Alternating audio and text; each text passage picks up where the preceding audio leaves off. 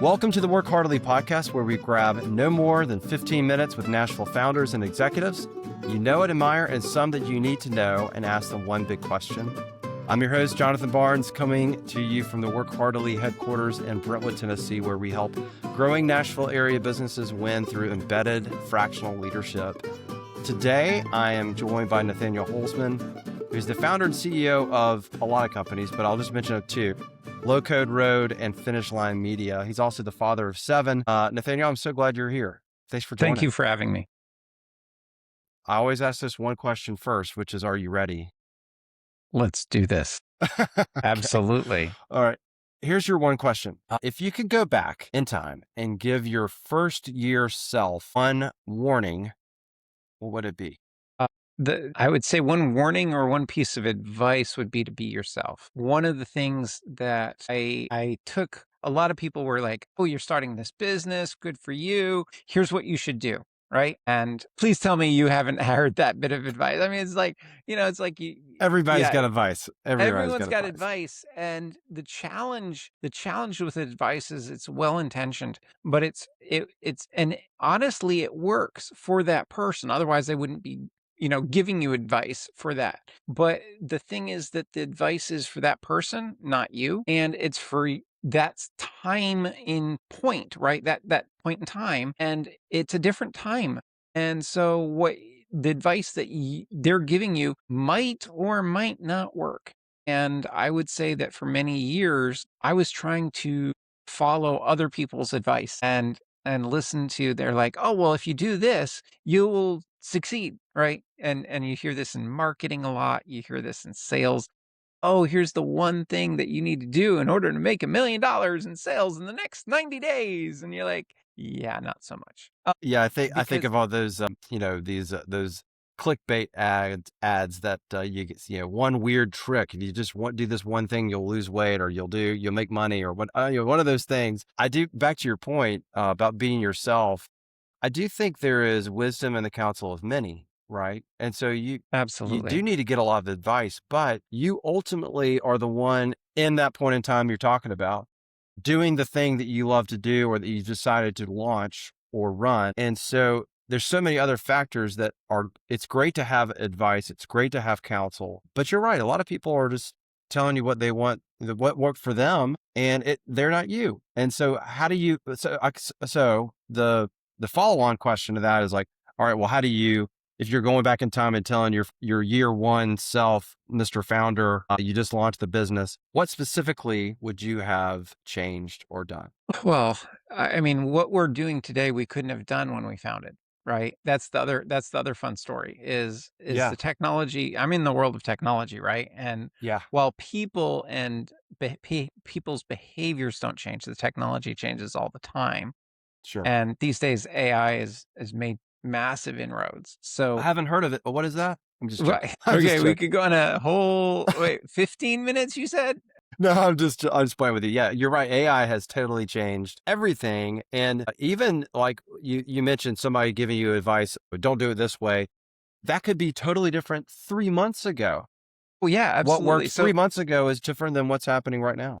Yeah. So I found on my bookshelf a book from Michael Hyatt, who you might remember or know about. Yeah, I do. And it was all about how you should publish on WordPress and get, blog posts and own your own. And I mean, yes, there's some core nuggets in there. Own your own website and have that stuff. And yeah, WordPress is still a great platform, but some of the tips and tricks he was providing 10 years ago or 15 years ago when he wrote that book. Yeah. I mean, it worked for him. And it built a great following. Yeah, I think that was his platform book, Notice in a Noisy World. Right. That's exactly right. Yep. But it's interesting because if you follow him, and I actually I worked with him for a while. He was my business coach, and I did some coaching with that company for a while for some of their clients. And it was, he's gone all in on AI now. So, if you follow his trajectory, he is not taking his own advice, so to speak, from way back then. He's changed it. So yeah, you're right. It has changed everything. What would you have, outside of the tools, outside of the technology? Yeah. I know you're in technology. So yeah, but absolutely. Just kind of thinking like to the podcast listeners, they're thinking about like, what are the common leadership themes? I think you've already said one, which is really helpful, like be yourself. my question to you is, how did you know who Nathaniel was? Or how could you Because know it that? resonates. It Okay. resonates internally. There's a I wanna say, you know how pitchforks, tuning forks, they'll vibrate, Oh, yeah. in I sure do. frequency? Yep.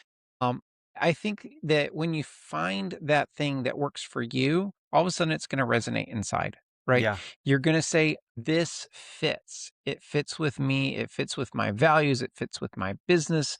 It Totally. fits," and it just resonates. And Yeah. that's the thing that I'm always continually working towards, is finding things that fit, that resonate, that resound, right? Yeah. That just it's just there and I hear it internally and it's like, Yeah. "Oh, yes, that." Yeah, I think And I really do believe that God made us very all very uniquely, and I think everybody has that absolutely. unique thing that really resonates with them. And I know I mentioned you're a father of 7. I have 6 children. Every single one of them completely different. I mean, there's Yeah, some absolutely. similarities, but they all have Yes. their thing. And Yeah. and and my wife and we all have our thing that just lights us up. And I think especially in leading a team or running a business, you have to find those things that light you up, that resonate, like you're saying. And then if it doesn't, like, I don't know, try not to do it. Yeah, You exactly. might Try not to you do it. create Find a more different noise. Oh, find sorry. something else, right? That's the thing, Yeah. is that find something else, because you're not going to enjoy what you're doing. And if you don't have the passion, don't have the joy, it's not going to be something that sustains you, because there are going to be points where it's going to be a downtime. There's going to be people that don't like you, that are telling you you're doing the wrong thing, that, you know, whatever. And if you don't have something to sustain you through those downtimes, you're in the wrong game. And Yeah. not only that, but the other thing that I would say is it's worth iteratively working not only internally and finding those resonation points, but building a team around you that also have the same core values and vision, and communicating that vision on a regular basis, because they aren't you, but they need to be on the same wavelength as you are. And so that is the other key thing, because you can't sustain a business of your own, and you need to cast that vision as the leader, and you need to be able to communicate that effectively to everyone around you in terms of the values and systems and processes that you're bringing into the workplace. Yeah. I think Patrick Lencioni talks about this in his book, I think it's The Motive, where you have to become the chief repeating officer. That's right. Just repeat yourself a lot because you need to communicate those values. And back to your point, if you're not finding joy in what you're doing, but you know that other people on the team find joy in the things that have to be done, the things that have to be accomplished in your company, but that's not something you really love to do.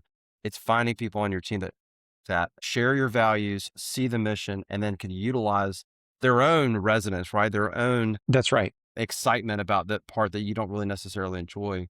And then you can empower them to do those things and grow the company. So it doesn't just become, a solopreneur type of Right. company. If that's Yeah, your vision, if your vision is to grow it. Yeah. exactly. Man, we should invent a time machine and go back in time and tell ourselves these things when we started our companies.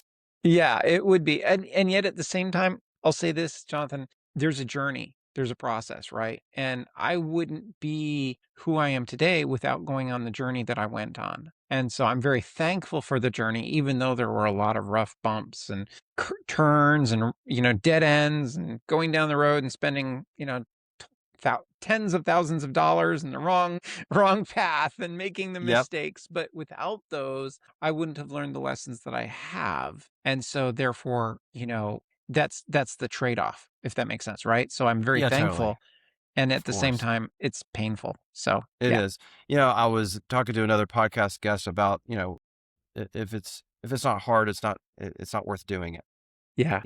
Because the good things happen through hardship and you grow through those kind of things. But you're right. I mean, I was being facetious about being a time machine, although that would be kind of cool. However, but you're right. The journey is part of being a leader, of learning Yeah. about what resonates for you, what is the best thing for you to be spending your time on and focusing on.